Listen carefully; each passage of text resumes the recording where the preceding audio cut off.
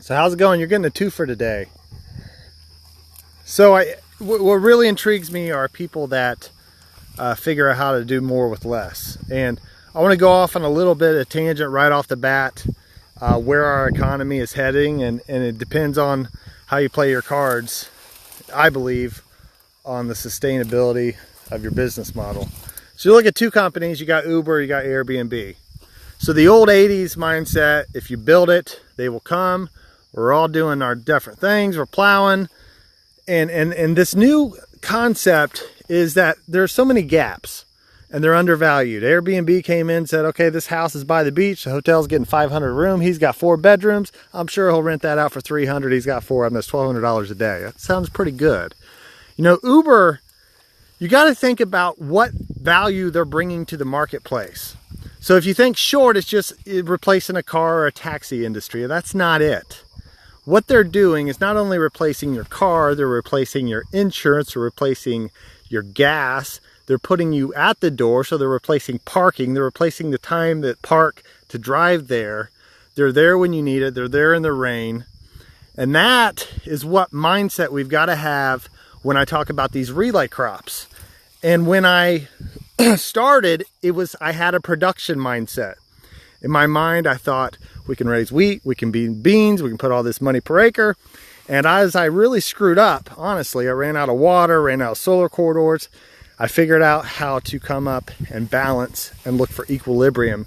And it's more about that Uber of just eating lunches, of reduction. And we're going to add another layer of that when we start sharing our carbon through the backside of animals and laying it in the strip. But let's talk about all the things that we battle with soybeans. You know, this year it's dog shit, honestly, in our county. It's going to be the worst soybean year of my generation. We're probably averaging the 30s, and we've got 100 bushel beans here. That sounds a little drastic, but we've got the major one driver of soybeans is just time. You know, is getting that compound interest started. So the wheat, initially the wheat was about production. Now it's about replacing costs. So this wheat laying down on the ground was my living pattern tile. Okay? This is consuming. These are my little minion soldiers. So I talk about finite math, 3 bushels, 1 acre inch of water.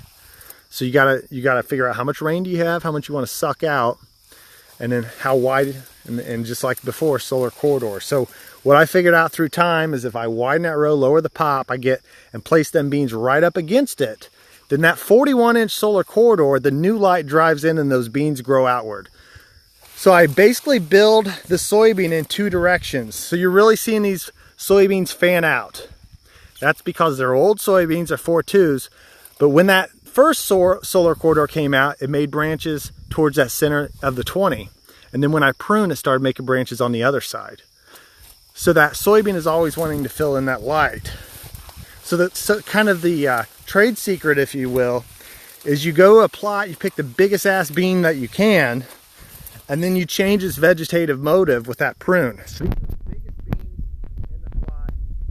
Full population will go like this and lodge, and it'll be in the agronomy book, don't put on fertile soil. But if I widen the rows out, I got a 42 gap here. Now I use all that energy from reproduction. I'm filling this void space quicker, so I use this spatulator for initial weed control for about 14 days till it's completely finished up. There's no chance the weed is going to grow out here.